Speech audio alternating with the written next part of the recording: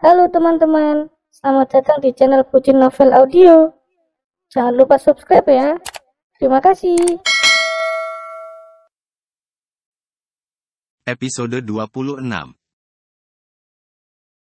Para rekan kerja, para sahabat dan juga kerabat datang berbondong-bondong menghadiri acara resepsi itu. Askara, Nando dan Mirna sibuk menyambut kedatangan para tamu mereka. Sedangkan Axele duduk bersama tamu yang lainnya sambil menunggu pujaan hatinya turun ke aula pesta. Dia terus menatap ke arah pintu masuk aula untuk melihat kedatangan Alisa. Dia sudah tidak sabar melihat kecantikan istrinya ketika dibaluti dengan gaun pengantin. Pasti sangat cantik, hanya itu yang ada dalam pikirannya.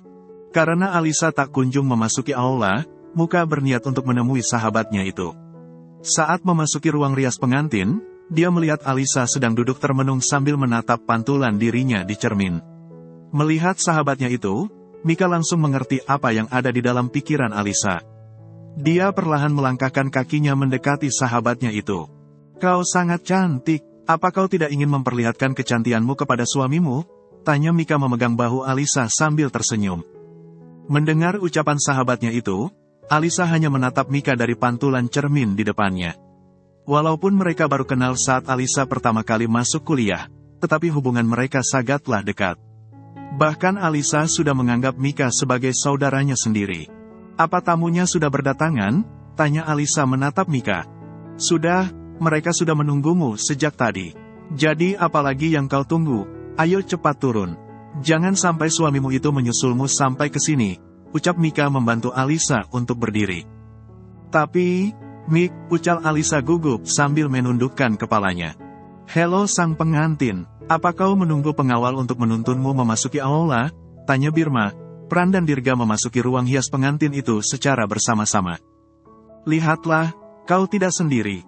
Jadi kau tidak perlu gugup seperti itu," ucap Mika tersenyum sambil mengenggam erat tangan Alisa.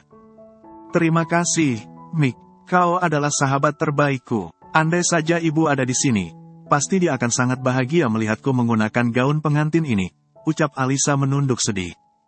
"Kau tenang saja, pasti ibumu sedang melihatmu dari atas sana. Dia sedang tersenyum semua kebahagiaanmu," ucap Birma tersenyum. "Benar, walaupun dia tidak ada di sampingmu. Tapi kau harus percaya jika dia sedang menyaksikan kebahagiaanmu dari alam sana. Jadi kau tidak boleh bersedih. Berikanlah senyuman terindahmu kepada ibumu," ucap Dirga dan Pran ikut memberikan semangat kepada Alisa. "Mereka benar, Al, kau harus tersenyum dan hapuslah air matamu. Jika kau bersedih pasti bayi yang ada di dalam kandunganmu juga bersedih," ucap Mika mengelus perut Alisa yang mulai membuncit. Usia kandungan Alisa kini sudah memasuki 4 bulan. Jadi, perutnya sudah terlihat membuncit. Nando dan Mirna sudah menjelaskan jika Alisa dan Axele sudah menikah terlebih dahulu. Hanya saja mereka belum melakukan pesta karena Axele yang masih kuliah. Walaupun mendapatkan sindiran dan juga berbagai tanggapan karena usia mereka yang terbilang masih muda. Namun, Axele memilih untuk tidak memperdulikan ucapan orang lain. Karena memang baginya penilaian orang lain itu tidak penting. Karena yang tahu benar tentang dirinya hanyalah dia sendiri. "Apakah kau ingin terus menyembunyikan kecantikanmu itu?" tanya Askara berjalan mendekati Alisa.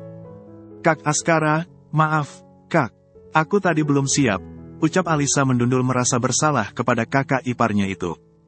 "Tidak apa-apa, kau tidak perlu merasa bersalah seperti itu.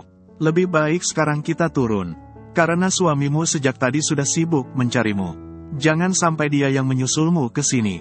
Bisa-bisa acara resepsinya batal, dan kalian berpesta di dalam kamar ini," ucap Askara terkekeh kecil.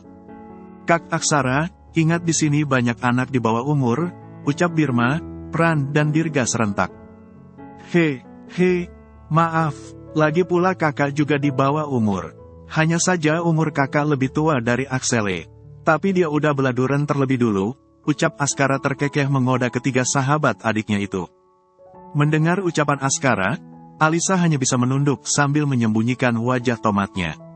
Walaupun selalu terlihat dingin, tetapi ternyata kakak iparnya itu humoris juga, walaupun sedikit mesum. "Sudah, ayo kita turun. Para tamu sudah menunggumu," ucap Askara memberikan lengannya kepada Alisa. "Kau tidak perlu merasa sendiri. Karena sekarang kau sudah memiliki kami semua. Jadi sekarang angkatlah kepalamu, lalu tebarkan senyuman termanismu, ucap Askara menatap Alisa sambil tersenyum. Mendengar ucapan kakak iparnya itu, Alisa hanya tersenyum lalu melingkarkan tangannya di lengan Askara. Mereka perlahan memasuki aula pernikahan secara bersama-sama. Alisa berjalan di depan sambil melingkarkan tangannya di lengan Askara. Mereka terlihat sangat akrab, seperti kakak dan adik kandung. Walaupun Alisa hanya adik iparnya, tetapi Askara sangat menyayanginya seperti adiknya sendiri. Sedangkan Mika berjalan di belakang sambil melingkarkan tangannya di lengan Birma. Kalau Dirga dan Pran hanya bisa gigit jari mengikuti langkah mereka. Semua mata langsung tertuju ke arah mereka. Semua orang langsung menatap kagum kecantikan menantu keluarga Arvinando itu. Tidak terkecuali Axele, dia terus menatap ke arah Alisa seakan tidak rela untuk mengedipkan matanya walau hanya sedetik saja. Dia menatap Alisa dengan lekat, bahkan sampai dia tidak sadari air mata kebahagiaan telah lolos membasahi wajah tampannya. Kau tunggu apa lagi? Ayo jemput istrimu. Apa kau mau kakakmu yang membawanya ke atas pelaminan? Tanya Nando menggoda putranya itu. Papa, ucap Axele kesal lalu berjalan mendekati Askara dan Alisa. Aku serahkan Alisa kepadamu. Jika nanti kau bosan kepadanya, jangan sesekali kau sakiti dia. Apalagi jika sampai kau melukai fisiknya. Jika kau sudah tidak mencintainya lagi, kau boleh menyerahkannya kepada kakak. Kakak akan menerimanya dengan senang hati. Ucap Askara menyatukan tangan Axele dan Alisa sambil tersenyum menggoda adiknya itu. Aku akan menyerahkannya kepada kakak. Tapi, langkahi dulu mayatku, ucap Axele menatap tajam Askara. Ternyata adikku ini sangat galak jika dihubungkan dengan wanita. Maaf kakak hanya bercanda, ucap Askara terkekeh kecil. Axele juga hanya bercanda, ucap Axele datar lalu membawa melangkahkan kakinya bersama Alisa. Mendengar ucapan Axele, Askara hanya bisa diam melogo menatap kepergian adiknya itu. Baru beberapa langkah melangkahkan kakinya, Axele malah menatap Askara ke belakang sambil menjulurkan lidahnya. Dasar adik durhakim. Alisa menatap setiap tamu yang berdatangan dengan senyuman yang mengembang. Dia tidak menyangka jika dia akan melakukan resepsi semewah dan semeriah ini sebelumnya. Sebagai gadis yang terlahir dari kalangan bawah, dia tidak pernah membayangkan akan menjadi menantu dari keluarga terpandang seperti keluarga Arvinando. Namun, kita sebagai manusia hanya bisa menjalankan apa yang telah ditetapkan Allah kepada kita. Karena dia telah merencanakan semua yang terbaik kepada setiap hambanya. Begitu juga dengan kehidupan Alisa, dulu dia memang gadis yang sangat menderita. Hidup di tengah-tengah orang yang selalu menyakitinya dan juga memanfaatkan kebaikannya. Namun, sekarang dia telah menjadi menantu dari keluarga Arvinando. Diratukan oleh suaminya, dan disayangi oleh kedua mertua dan juga saudara iparnya. Walaupun pertama menikah mereka harus melewati cobaan yang bertubi-tubi. Namun, karena kekuatan cinta dan juga keyakinan mereka, akhirnya mereka dapat melewati semua cobaan itu dengan mudah. Sehingga akhirnya kini mereka mendapatkan hadiah atas semua cobaan yang datang menghampiri mereka. Sayang, aku tidak pernah membayangkan semua ini. Mama dan Papa telah berdamai, dan membuka lembaran baru dalam rumah tangga mereka. Sedangkan aku memiliki wanita secantik dan juga sesabar dirimu. Bahkan sebentar lagi akan hadir baby junior di tengah-tengah kebahagiaan kita, ucap Axele tersenyum sambil mengelus perut Alisa. Ini semua adalah buah dari kesabaran kita, sayang. Akhirnya kita mendapatkan hadiah yang tidak pernah kita bayangkan selama ini, ucap Alisa tersenyum sambil menatap lekat wajah tampan suaminya itu. Kenapa kau melihatku seperti itu? Apakah aku suamimu ini sangat tampan? Tanya Axele tersenyum mencoba menggoda suaminya itu. Peda amat, ucap Alisa terkekeh kecil. Aku tidak pede, memang aku sangat tampan. Jika aku tidak tampan, mana mungkin aku mendapatkan istri secantik dirimu, ucap Axele tersenyum sambil mengecup wajah Alisa dengan lembut. Nanti di kamar. Di sini masih banyak jomblo yang merana melihat kelakuan kalian, ucap Askara menatap kesal kelakuan adiknya itu yang main nyosor saja. Salah satunya kakak, ucap Axele terkekeh kecil sambil menggoda Askara. Kakak tidak jomblo, hanya saja belum bertemu dengan gadis yang tepat, ucap Askara dengan gaya coolnya. Itu mah sama saja, ucap Dirga terkekeh kecil. Dasar bocah, kau ngapain di sini? Sana gabung dengan tamu yang lain, ucap Askara menatap kesal Dirga. Kakak juga ngapain di sini? Lihat, Paman dan tante sedang sibuk menyambut tamu. Sedangkan kakak duduk santai di sini. Apa kakak mau jadi obat nyamuk untuk dua sejoli itu? Tanya Dirga sambil melirik Aksele dan Askara yang sedang bermesraan di atas pelaminan. Sedang merenungi nasib, mana tahu nanti ada orang tua yang merasa kasihan. Lalu dia memperkenalkan anak gadisnya, ucap Askara memelas sambil memperhatikan satu persatu tamu undangan. Paling nanti yang datang Mbak Kunti penjaga gedung ini. Dia memang suka dengan pemuda tampan, yang sedang merenungi nasib seperti kakak, ucap Dirga terkekeh kecil. Mendengar ucapan Dirga, Askara langsung merasakan bulu kuduknya yang merinding. Dia menatap gedung itu sambil mengidik ngeri. Masa iya, gedung semewah dan semegah itu ada penunggunya? Jika penunggunya Mbak Kunti yang cantik jelita itu mah tidak masalah, jika sebaliknya. Kau ini, jangan bicara yang macam-macam, ucap Askara menatap kesal Dirga. Kakak percaya? Tanya Dirga terkekeh kecil melihat ekspresi Askara yang sedang ketakutan.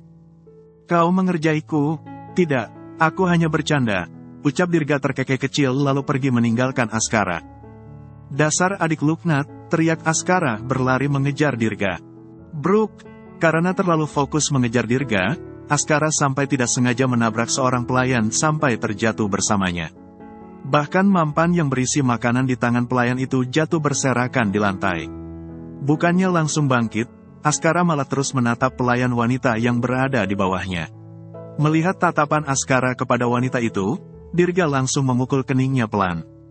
Sudah saling menatapnya, lebih baik kakak bereskan semua kekacauan ini, ucap Dirga menarik kerah jas Askara dari belakang. Au, lepasin, ucap Askara bangkit sambil menepis tangan Dirga. Maafkan saya, Tuan, saya tidak memperhatikan jalan, ucap pelayan itu menunduk ketakutan. Tidak apa-apa, saya yang salah. Karena saya berlarian tanpa memperhatikan jalan, ucap Askara sambil terus menatap gadis itu. Sekali lagi maafkan saya, Tuan. Maaf, saya harus ke belakang dulu, ucap pelayan itu menunduk lalu pergi meninggalkan Askara dengan tergesa-gesa. Tunggu, ucap Askara menatap kepergian wanita itu. Di saat Askara ingin menyusulnya, gadis itu malah menghilang di tengah-tengah keramaian. Sehingga Askara kehilangan jejak. Padahal Askara belum berkenalan dengan gadis yang telah mampu menghipnotisnya itu. Sial, padahal aku ingin bertanya siapa namanya, gumam Askara mengacak-acak rambutnya frustasi. Mendengar gumaman Askara, Dirga langsung menatap pria itu dengan tatapan penuh kebingungan. Dia tidak menyangka pria setampan dan sesukses Askara bisa frustasi itu hanya karena belum sempat berkenalan dengan pelayan itu. Pandangan pertama, awal kita berjumpa, Dirga langsung bernyanyi mengejek Askara. Sialan, ini semua karena kau, ucap Askara menatap kesal Dirga. Kenapa aku, kakak saja yang tidak beruntung, ucap Dirga tidak terima. Sini kau, lari, petik 2. Hari demi hari telah berlalu. Kini Aksele telah lulus kuliah, dan fokus untuk mengembangkan bengkelnya. Karena kehamilan Alisa yang sudah menunggu lahiran, Aksele hanya datang ke bengkel untuk memantau keadaan bengkel saja. Dia lebih menghabiskan waktunya untuk menemani Alisa. Di saat kandungannya yang sudah membesar, Aksele selalu menyuruhnya untuk melakukan olahraga secara rutin. Agar Alisa bisa melahirkan dengan mudah. Seperti pagi ini, dia sengaja mengajak Alisa untuk jalan pagi. Dengan keadaan perutnya yang sudah membesar, ditambah lagi dengan tubuhnya yang semakin membulat. Membuat Alisa semakin sulit untuk berjalan. Namun, Aksele terus memaksanya karena tidak mau istrinya itu kesulitan saat melahirkan nantinya. Sayang, aku lelah, kita berhenti dulu ya, ucap Alisa sudah kelelahan. Baiklah, kita duduk di situ ya, ucap Aksele menuntun Alisa menuju kursi yang ada di taman itu. Alisa melangkahkan kakinya dengan berlahan menuju kursi itu. Aksele dengan lembut mendudukkan Alisa, lalu mengelap keringat istrinya itu menggunakan handuk yang dia letakkan di lehernya. Jujur melihat keadaan istrinya, Aksele merasa sangat bersalah.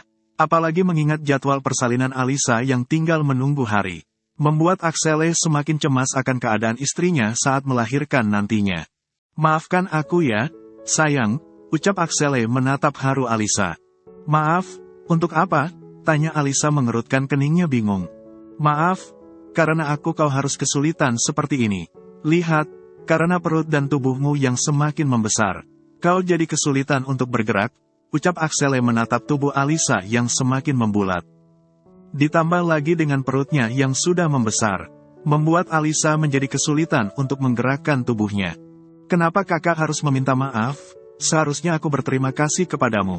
Karenamu aku bisa merasakan nikmatnya sebagai wanita. Bahkan kakak juga selalu membantuku. Justru karena kehamilanku kakak menjadi selalu berada di sampingku, ucap Alisa tersenyum sambil mencubit gemas wajah Axele. Kau bisa saja, ucap Axele mengacak-acak rambut Alisa lalu membaringkan tubuhnya dan menjadikan paha Alisa sebagai bantal. Dia menatap lekat perut bucit Alisa sambil menciuminya dengan lembut, dan mengelusnya dengan lembut. Merasakan sentuhan Axele, bayi yang ada di dalam perut Alisa langsung bergerak. Sehingga perut Alisa menunjukkan tonjolan sana-sini. Melihat gerakan bayinya yang sangat aktif, Axele hanya terkekeh kecil sambil menatap wajah istrinya itu. Kau sedang apa di dalam, sayang? Sedang main bola ya? Jangan terlalu lasak di dalam ya. Kasihan mama. Nanti kalau kau sudah keluar, baru kau bisa bergerak sesuka hatimu. Nanti papa akan mengajakmu main bola setiap harinya, ucap Axele berbicara dengan bayi yang ada di kandungan Alisa sambil tersenyum kecil. Sayang, kenapa pinggangku terasa sakit? Ucap Alisa memegang pinggangnya yang terasa sakit. Mendengar ucapan Alisa, Axele langsung bangkit. Dia berusaha untuk tenang dan membawa tubuh Alisa ke dalam gendongannya. Belakangan ini pinggang Alisa memang sering sakit. Namun, kali ini sakitnya berbeda dari yang sebelumnya. Dia merasakan sakit yang semakin kuat. Kau tenang ya, sayang. Kita pulang ya. Ucap Axele melangkahkan kakinya sambil mengendong Alisa menuju mansion. Axele dan Alisa memang jalan pagi di sekitaran taman yang ada di perkarangan mansion. Jadi Axele tidak perlu jauh-jauh mengendong Alisa. Saat memasuki mansion, Nando dan Myrna yang sedang sarapan bersama langsung panik ketika melihat raut wajah Alisa yang sedang menahan sakit di dalam gendongan Axele. Axele, Alisa kenapa? Tanya Myrna berlari kecil mendekati Axele. Tidak tahu. Ma, katanya pinggangnya sakit, ucap Axele membaringkan tubuh Alisa di sofa. Mendengar ucapan Axele, Myrna langsung mendekati menantunya itu. Dia melihat air ketuban Alisa yang sudah pecah dan mengalir di membasahi sofa. Alisa mau melahirkan, cepat siapkan mobil, perintah Myrna kepada Nando. Ayo cepat, gendong istrimu, ucap Nando langsung bergerak cepat menuju garasi mobil. Dia dengan cepat mengeluarkan mobil dan bersiap untuk membawa Alisa ke rumah sakit. Sedangkan Axele langsung membawa Alisa ke dalam gendongannya kembali. Dia menatap wajah istrinya dengan perasaan sangat cemas. Dia tidak bisa membayangkan bagaimana rasa sakit yang dirasakan istrinya saat ini. Ayo cepat, ucap Myrna membuka pintu untuk Axele dan Alisa. Iya, Ma, ucap Axele mendudukkan Alisa di kursi belakang. Dia langsung duduk di samping Alisa sambil memijit kecil pinggang istrinya itu. Sedangkan Myrna langsung duduk di samping Nando sambil terus menatap ke arah Alisa. Dengan cepat Nando melajukan mobilnya menuju rumah sakit dengan kecepatan tinggi. Kebetulan mereka berangkat di saat jam berangkat ke kantor, sehingga jalanan dipenuhi dengan kendaraan, dan mengakibatkan sedikit kemacetan. Tin, minggir, menantuku mau melahirkan. Teriak Nando mengeluarkan kepalanya dari kaca jendela mobilnya. Mendengar teriakan Nando, semua orang yang ada di depannya berlahan menepikan mobil mereka dan memberikan jalan kepada Nando. Dengan cepat, Nando kembali melajukan mobilnya sambil membunyikan kelakuannya agar pengendara di depan memberikan jalan kepada mereka. Kak, sakit, ucap Alisa menitikkan air matanya karena perutnya yang semakin sakit. Kau sabar ya, sayang. Sebentar lagi kita akan sampai, ucap Myrna mencoba menenangkan Alisa. Sebagai seorang ibu yang telah melahirkan 2 putra, dia tahu persis bagaimana rasa sakit yang Alisa rasakan saat ini. Kau yang kuat ya, sayang. Demi bayi kita, ucap Axele ikut menitikkan air matanya melihat Alisa yang kesakitan. Ayo cepat, Pa, ucap Myrna menatap kesal Nando. Iya, Ma, jalanannya begitu macet. Jadi papa sulit untuk mengemudikan mobil ini, ucap Nando sambil terus membunyikan klaksonnya, dengan harapan mobil yang ada di depan mereka mau memberikan jalan untuk mereka. Melihat mobil yang di depan mereka tidak mau mengalah, Myrna langsung emosi. Dia turun dari mobil dengan raut wajah penuh amarah yang siap menerkam setiap orang yang ada di depannya. Dengan langkah cepat, dia mendekati mobil yang berada di depan mereka. Tok, tok, melihat seorang wanita yang mengetuk mobilnya. Seorang pria yang sedang bersantai di dalam mobil sambil mendengarkan musik langsung membuka kaca mobilnya. Bug, tanpa basa-basi, Mirna langsung melajangkan bugemnya ke wajah pria itu. Sehingga pria itu langsung meringis kesakitan lalu turun dari mobilnya. Kau ini gila ya? Teriak pria itu menatap Mirna dengan tatapan penuh amarah. Aku memang gila, lalu kau mau apa? Cepat singkirkan mobilmu atau aku akan membakarnya saat ini juga, ucap Mirna penuh amarah sambil menghidupkan korek api yang ada di tangannya. Singkirkan semua mobil kalian, atau aku akan membakar mobil kalian satu persatu, teriak Mirna menatap para pengendara yang tidak mau mengalah. Dor, singkirkan mobil kalian, atau aku akan membunuh kalian saat ini juga. Nando duduk di kursi tunggu sambil menatap Mirna yang mondar-mandir di depannya.